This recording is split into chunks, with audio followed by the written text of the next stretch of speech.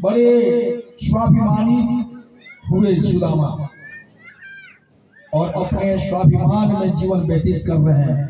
5 घर भिक्षाटन करके आते हैं, उसी भिक्षाटन से अपने बच्चों को भी पालते हैं, अपनी पत्नी को भी पाल रहे हैं। पत्नी बड़ी दुखी है। कभी सुन ली थी इनके मुंह से कि मेरे मित्र आज के द्वारकाधीश हैं, तो पत्नी कह रही है, हरिनाथ कहते हैं कि हमारा जगन्नाथ मेरा मित्र है, तो हे नाथ उस जगन्नाथ से कुछ अपना भी तो कल्याण करें। लेकिन सुदामा की पत्नी सुशीला को यह कहकर टाल देते हैं कि मुझे क्या करना, यदि नाथ सहाय होंगे तो मुझे इसी में आनंद मिलेगा। लेकिन सच बात तो यही थी कि उनके किए गए कर्मों का जब तक फल भोग नहीं लेंगे तब तक नाथ भी सहाय जगन्नाथ नहीं है। और जब उनके कर्मों का फल भोग लिए,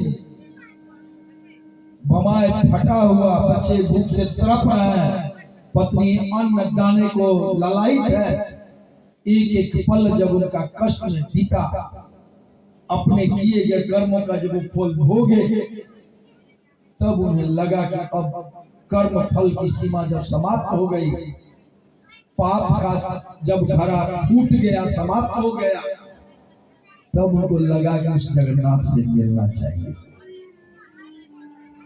मैंने कहा ना कि भगवान नहीं देते हैं दंड, कौन देता है? दिए को पंथ चाहा। भगवान ऐसा गति मति कर देंगे कि आपको लगेगा मैं खुद कर रही हूँ, मुझे क्या, कौन सा तारा, कोई भगवान तो जाता है मारने। लेकिन अपने ही कर्मों का फल भोगना पड़ता है ना। अब सुदामा जी के कर्म का फल भोग समाप्त का समय आ गया, तो आज उनको याद आ रही है, सुदामा वही है, सोच वही है, विद्वान वैसे ही कर्मनिष्ठ ब्राह्मण है, लेकिन आज उनको समझ में आया कि एक बार उस जगन्नाथ से, द्वारकाधीश से मिलने जाना चाहिए। ठीक कहती है पत्नी सुशीला। तो उन्होंने कहा ठीक है, अब सोचता हूँ कि तुम बहुत कहती हो, बहुत दिनों से कहती हो, अब मुझे लगता है जाना चाहिए। बड़ी खुशी हुई सुशीला को, कम से कम इतने दिनों कहते कहते पत्नी तो वही है जो पति को धर्म के रास्ते पर लाए। आज सुशीला को लग रहा है कि मैं अपना कर्तव्य पूरा कर रही हूँ, क्योंकि मैं अपने पति को भगवान के शरण में भेज रही हूँ।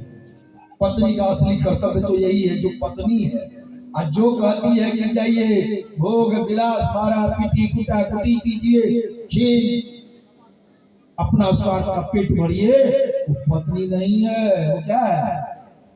पनौती है, भारी भरकम में बोझ है, पाप का धरा है। तो इस प्रकार से सुदामा जी को आज याद आया कि मुझे चलना चाहिए भगवान कृष्ण के दरबार में। और कही सुशीला, खाली हाथ जाने का दिल नहीं करता है। कुछ नहीं था घर में सुशीला का, अच्छा पड़ोस में तो है, पड़ोसी के पास गई और 4 मुट्ठी चावल चूरा जो कहिए लेकर आई, और वह चावल चूरा लेकर के सुदामा को दी। लीजिए नाथ, जाइए भगवान के दरबार में उनका चरण शरण प्राप्त कीजिए। सुदामा जी आगे बढ़े, मन में उतार चढ़ाव चल रहा है, क्या कहेगा नहीं कहेगा, मित्रता के पास जाने में संकोच हो रहा था। भगवान कहते हैं तुम तो सोच के देख मेरे बारे में, मैं तो साहस तुम्हारा सब दुख दूर करूंगा। जैसे सुदामा 10 कदम आगे बढ़े, उन्हें नींद आ गई, भिक्षिक छाया में सो गए।